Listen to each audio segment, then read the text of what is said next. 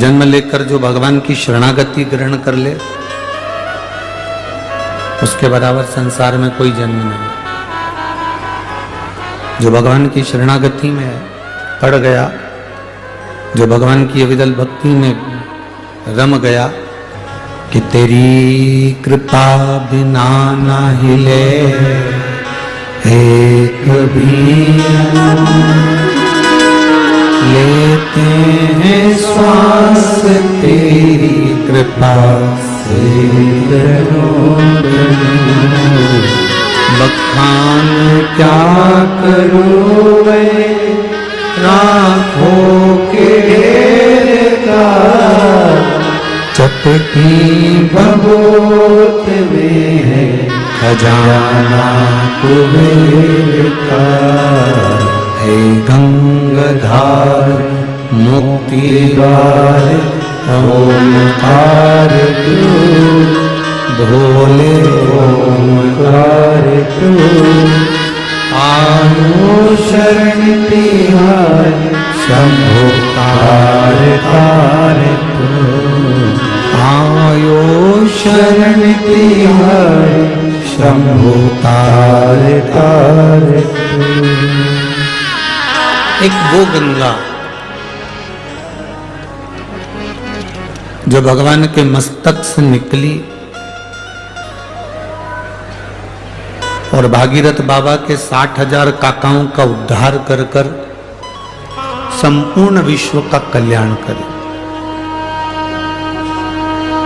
और एक गोदावरी गंगा जो भगवान की, वो गंगा भी जटा से निकली है और ये गंगा भी जटा से निकली है। उसने भी कल्याण करा है और इसने भी कल्याण करा।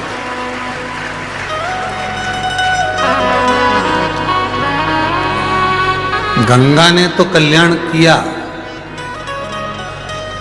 पर नासिक वालों ने क्या किया?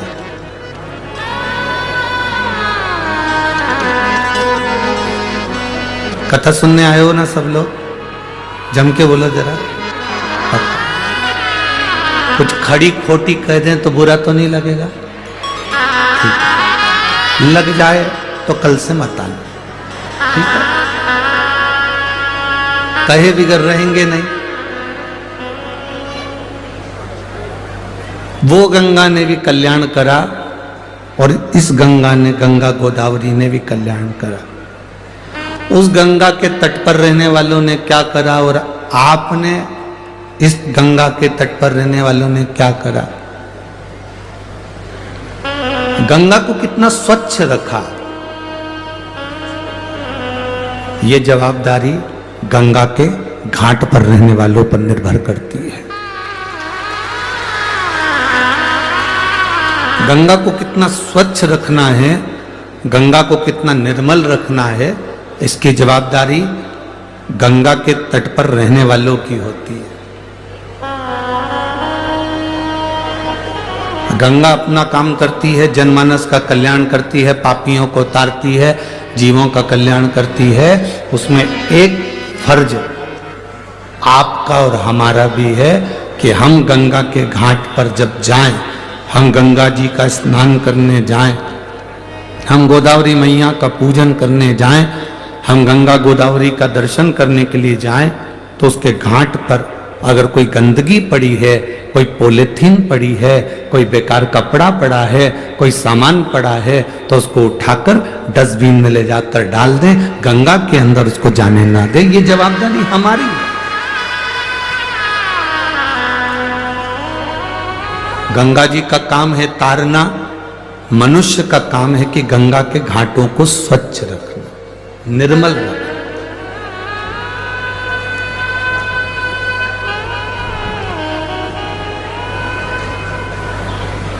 जितनी मां निर्मल होती है ना, उससे घर की बहू, बेटे, पोता पोती सब मालूम पड़ जाते हैं। अब ईमानदारी से बोलना, बहू तो बहुत जोरदार कांजीवरम की साड़ी पहने, बेटा भी एकदम अप टू डेट बनकर घूमे, जीन्स वीन्स पहन के, टोपी वोपी लगाएंगे, छल्ला वल्ला घुमा के, बेटा भी। पोता पोती दिन भर 24 घंटा बढ़िया कपड़े पहन के स्कूटी चलाए ने, गाड़ी चलाए ने, बाइक चलाए ने, घूमता फिर। आप कोई मिलने के लिए आए और घर में बूढ़ी माँ, घर में बुजुर्ग माँ बेकार कपड़े में पड़ी रहे, पलंग पर पड़ी है गोदड़ी, गादी, रजाई, तकिया, चादर कुछ भी अच्छे नहीं है, तो तुम सब क्या कहोगे? बताओ।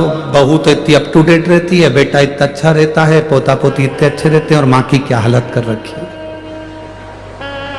ये हमारा फर्ज है। अगर गोदावरी मां के तट पर बाबा त्र्यंबकेश्वर की कृपा से, बाबा कपालेश्वर महाराज की कृपा से, मेरे काले राम जी की कृपा से अगर ये कथा छत्रपति शिवाजी और सीताराम सरकार की साक्षी में अगर हो रही है, तो आपसे निवेदन इतना करेंगे, इस कथा को अपने दिल तक लेकर जाना। अगर दिल तक लेकर जाओगे तो परमात्मा भी दिल से देने में कमी नहीं करेगा।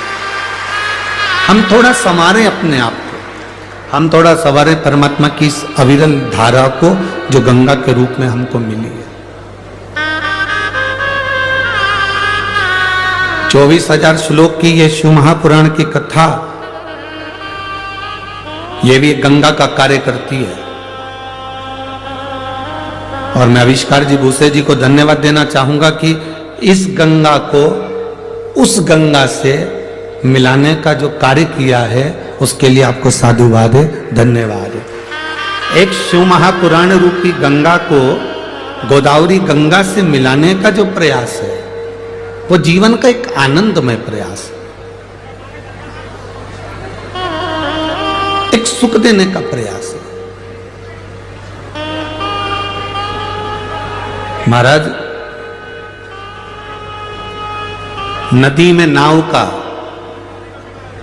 शरीर में पाव का, और पूजन और कथा में भाव का बड़ा महत्व होता है।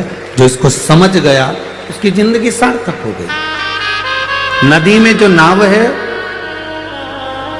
वो भी मंजिल तक पहुंचाने वाली है, शरीर में जो पांव हैं ये भी मंजिल तक पहुंचाने वाले हैं, और हृदय में जो कथा के प्रति या भगवान के प्रति, पूजन के प्रति जो भाव है, ये भी मंजिल तक पहुंचाने वाले हैं। इन तीनों का काम एक जैसा है। नाव भी आपको मंजिल तक लेकर जा रही है।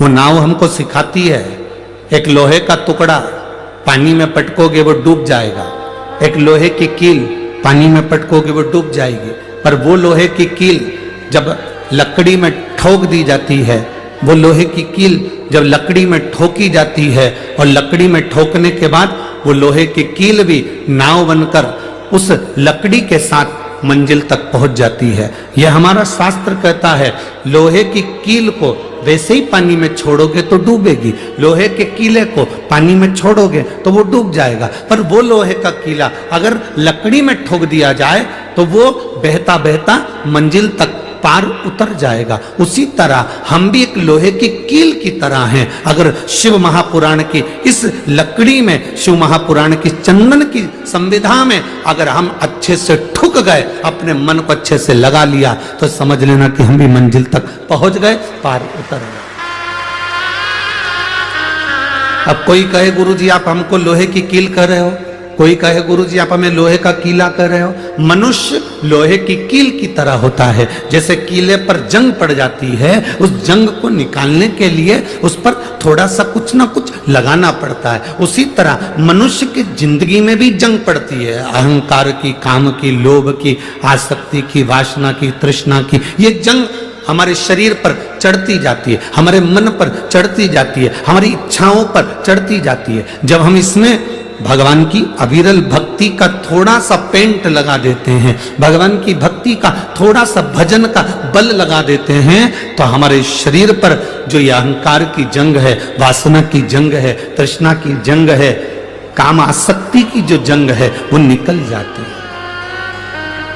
नदी में नाव का, शरीर में जम के बोलो पांव का। ये अगर शरीर में पांव नहीं हो ना, तो फिर मंजिल तक पहुंचना बड़ा कठिन, बहुत कठिन। हमारे कथा में जो हम आए हैं, इतनी दूर दूर से आप लोग यहाँ पहुंचे हैं, बड़ी दूर से चलकर आराम से गाड़ी से पैसा लगाकर 100 रुपये 200 रुपये 50 रुपये ऑटो वाले को देकर गाड़ी में डीजल वीजल डलवा कर तुम यहाँ पहुँचे हो, तो इसमें तुम्हारा जरूर भाव होगा। और फिर कहते हैं नदी में नाव पार लगाने वाली होती है, शरीर में पांव मंजिल तक पहुंचाने वाला होता है, और तुम्हारे हृदय में जो भाव है तुम्हें परमात्मा से जरूर मिलाएगा और तुम्हारा कार्य सफल करेगा, ये निश्चित था। तुम्हारा भाव नहीं होता तो तुम यहां पहुंचते हैं।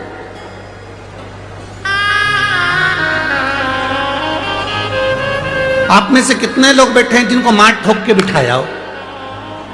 बैठे रहना, कथा में चलो, जाना पड़ेगा, कथा सुनना पड़ेगी। किसी ने कहा तुमसे ए भाऊ बोलो, तो बोला किसी ने? आई बोला नहीं। इधर किसी से बोला कि नहीं कथा में चलना पड़ेगा, कथा सुनना पड़ेगी, बस भर कर चलो, गाड़ी भर कर चलो, ट्रैक्टर भर के चलो, आइसर भर के चलो, ट्राली भर कर चलो। हाँ, अगर कोई राजनीतिक कोई सभा होती तो तुम्हें बस में भरकर लाना पड़ता, पर उसमें लाना पड़ता, इसमें तुम्हारे भाव इतने प्रबल हो गए थे भगवान शंकर के प्रति कि तुम सब दौड़ दौड़ कर स्वयं भाव से केवल एक देवाधिदेव महादेव एक ऐसे हैं जो ना तुम्हारा कपड़ा देखते हैं, ना तुम्हारा आभूषण देखते हैं, ना तुम्हारा श्रृंगार देखते हैं, ना तुम्हारा शरीर देखते हैं। केवल एक देवाधिदेव महादेव ऐसे हैं जो तुम्हारे हृदय का भाव देखते हैं कि यहां जो आया है वो मेरे लिए आया कि नहीं आया। शंकर जी के मंदिर में एक लोटा जल चढ़ाया तो भाव से चढ़ाया कि नहीं चढ़ाया? दिखावे से तो नहीं चढ़ा रहा, मेरा भजन दिखावे से तो नहीं कर रहा, वो केवल भाव देखता, वो केवल निर्मल स्वभाव देखता। और बाबा मैं तेरी बदन शंभो, मैं तेरी बदन हवा विच उड़ती जावागी। बाबा डोर हटो छड़ी नाम कटी जावागी। बाबा मैं तेरी बदन। शिव को ना तुम्हारे वस्त्र से मतलब है, शिव को ना तुम्हारे श्रृंगार से मतलब है, शिव को ना तुम्हारे आभूषण से मतलब है, शिव को ना तुम्हारी जमीन से मतलब है, शिव को ना तुम्हारे आभूषणों से मतलब है, ना तुम्हारी जायदाद से मतलब है। तुम कौन सी भाषा बोल रहे हो? शंकर को तुम्हारी भाषा से भी कोई मतलब नहीं है, ना तुम्हारे वस्त्र से, ना तुम्हारी भाषा से। शंकर कभी तुम्हारी भाषा और वस्त्र से प्रकट नहीं होता। शंकर केवल तुम्हारे भाव से, तुम्हारे सच्चे हृदय से शिव प्रकट होना जानते हैं। केवल तुम्हारा निर्मल मन सो मोहि पावा। आपका भाव कैसा है?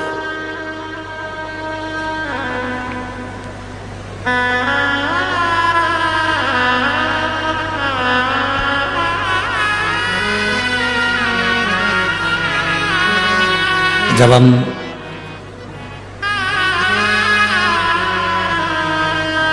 आज दोपहर में सुबह के टाइम यहां पर पहुंचे,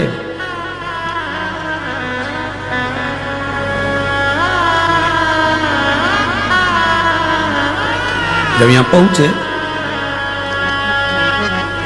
तो एयरपोर्ट पर जो हमको गाड़ी में बिठाकर एयरपोर्ट तक लेकर आए, फ्लाइट से वहां तक,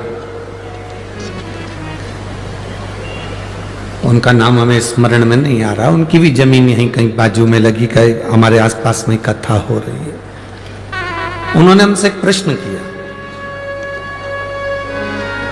नाम का स्मरण तो हमको नहीं आ रहा क्योंकि इतना ध्यान नहीं है, पर उन्होंने एक बहुत अच्छा प्रश्न किया।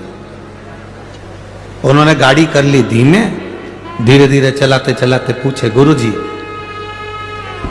पहला तो नासिक में आपका स्वागत है, दूसरा हमारा ये प्रश्न है कि भगवान का भजन कैसे करें?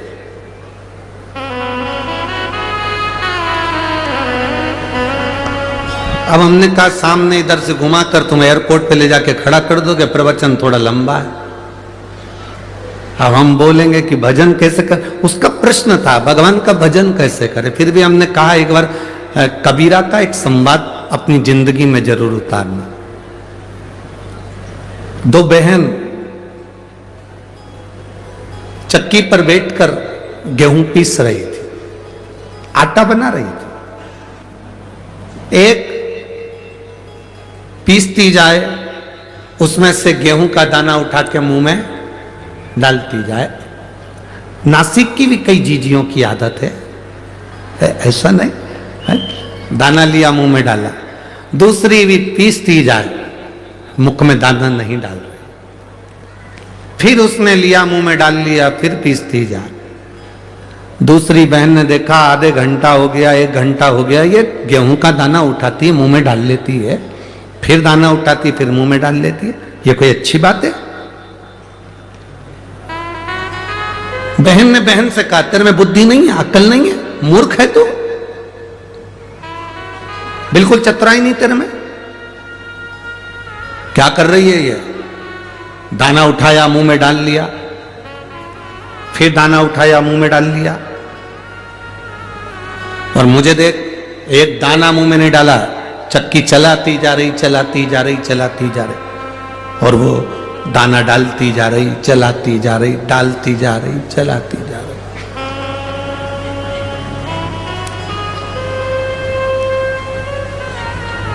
दाना खत्म हो गया, आटे की बोरी दोनों ने उठाई, लेके जा रही थी। रास्ते में बहुत सारा कीचड़ था, पानी पड़ा था, खड्डा था, कीचड़ में दोनों का पांव फिसला, आटे की बोरी का आटा पूरा कीचड़ में डूब गया। सबसे ज्यादा दुख किसको हुआ?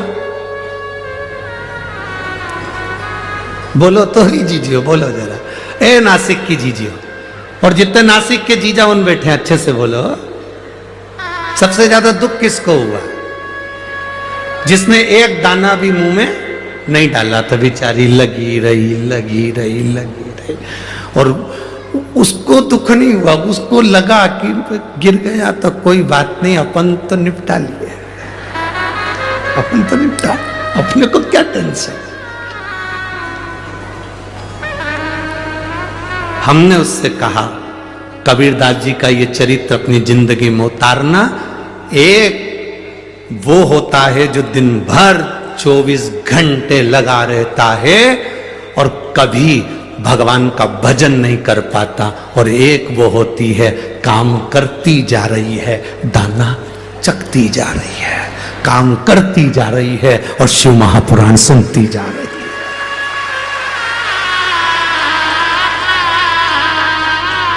बाद में आटा कीचड़ में चले जाता है, किसी काम का नहीं रहता। जो तुम्हारा समय चल रहा है, जो तुम्हारी सत्ता चल रही है, जो तुम्हारा वैभव चल रहा है, जो तुम्हें कुर्सी मिली, जो तुम्हें पद मिला, जो तुम्हें प्रतिष्ठा मिली, आप कहीं के आमदार बन जाएं, खासदार बन जाएं, अध्यक्ष बन जाएं, उपाध्यक्ष बन जाएं, कहीं कोई पद प्रतिष्ठा कुर्सी पद या आपके पास में वैभव धन कुछ आ जाए, तो उसका प्रयोग करना प्रारंभ करो। तो अपने चलते समय में, अपनी चलते हुए कर्म में, अपनी चलती हुई दुकान में, अपने चलते हुए क्रम में से थोड़ा थोड़ा भगवान का भजन मुख में डालना प्रारंभ करो और काम करते चलो।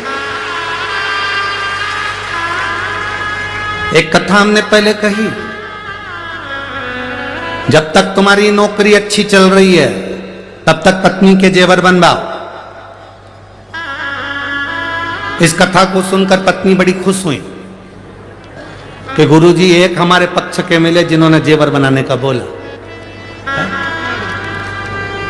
तुम्हारी नौकरी अच्छी चले जब तक पत्नी के जेवर बना लो, प्रॉपर्टी खरीद लो, मकान बना लो, जमीन बना लो। दुकान अच्छी चले पत्नी के जेवर बनाओ, बच्चों का काम करो, पढ़ाई कराओ, विद्याध्ययन कराओ, प्लाट बनाओ, मकान बनाओ, सब कुछ करो। दुकान चले, नौकरी चले, सर्विस चले, उस चलती हुई नौकरी में, उस चलते हुए व्यापार में तुम करोगे ना, तो तुम्हारा धीरे धीरे धीरे धीरे मकान भी बन जाएगा, जेवर भी बन जाएगा, काम भी हो जाएगा। मालूम पड़े जिंदगी का क्या ठिकाना, जब एकदम व्यापार, दुकान, सत्ता कुछ हटती है तो तुम कुछ नहीं कर पाओगे। इसलिए ये शरीर जब तक आप लोगों ने सुना होगा, पहले कथा में कहा था, जब तक शरीर चले और तुम्हारे घर में चले, दो चीजें हैं। पहला, बोलो बोलो जम के बोलो जरा, जब तक, इतनी धीमे बोलते हैं कि नासिक वाले, जब तक शरीर चले और जब तक तुम्हारे घर में चले। जब तक शरीर चले तब तक शिव महापुराण की कथा में जाओ, जब तक शरीर चले त्र्यंबकेश्वर दर्शन करने जाओ, जब तक शरीर चले गोदावरी नहाने के लिए जाओ, जब तक शरीर चले सप्तशृंगी माता का दर्शन करने जाओ, जब तक शरीर चले काले राम जी का दर्शन करने जाओ, जब तक शरीर चले तब तक सारे तीर्थ करो, कथा सुनो। शरीर चलना बंद हो जाएगा, तुम अपने बच्चों से कहोगी मुझे कथा में छोड़िया, पहला शब्द बच्चों का होगा, इतने ट्रैफिक में, इतनी भीड़ में हमारे बस की बात नहीं है, हम नहीं लेके जाएंगे, कथा टीवी पे सुन लो। फिर तुम कहोगी रे अपने नासिक में हो रही रे, ए नासिक के बाजू में हो रही है, चल। शिव महापुराण की कथा, इधर नासिक, इधर त्र्यंबकेश्वर, बीच में महादेव की कथा, तू हमको लेकर चल। अरे इतनी भीड़ में क्या करोगे?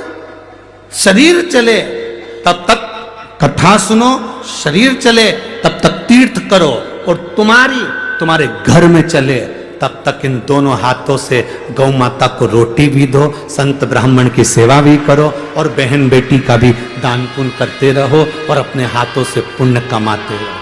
अपने हाथों से पुण्य कमाओ, क्या मिलेगा? लोग हमसे पूछते हैं महाराज जी आप कहते हो कि शिव महापुराण की कथा में शंकर के भक्त आते हैं, एक पानी का पाउच, एक बोतल पानी अगर कोई पिलाता भी है तो वो अपनी डायरी में लिख कर रखता है कि मैंने 10 रुपए का पानी पिलाया था, 1.5 महीना इंतजार करता है कि वो 10 रुपए का हजारों गुना हुआ कि नहीं हुआ 1.5 महीने में। ये शिव महापुराण की कथा कोई साधारण कथा नहीं है, ये नासिक में दूसरा कुंभ भराया है, जिसका आनंद लेने के लिए बाबा ने आपको बुलाया। ये दूसरा कुंभ है।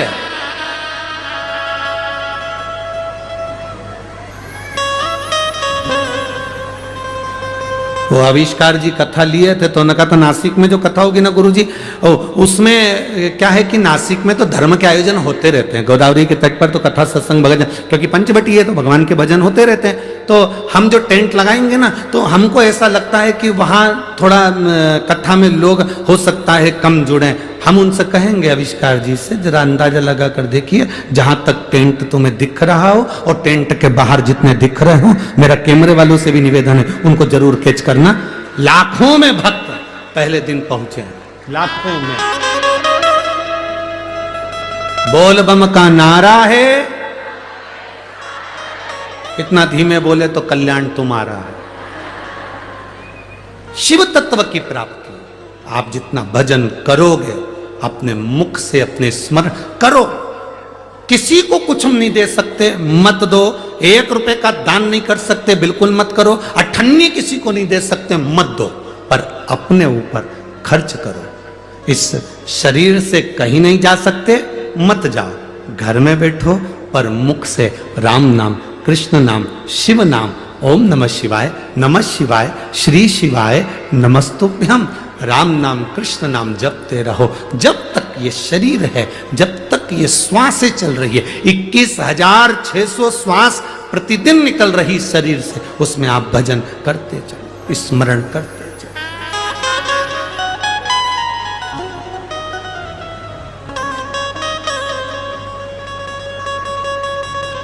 जितना भजन कर सकते हो उतना करो। अरे मिलती है राम नाम की दौलत कभी कभी, होती है अपने नासिक में शिव पुराण कभी कभी।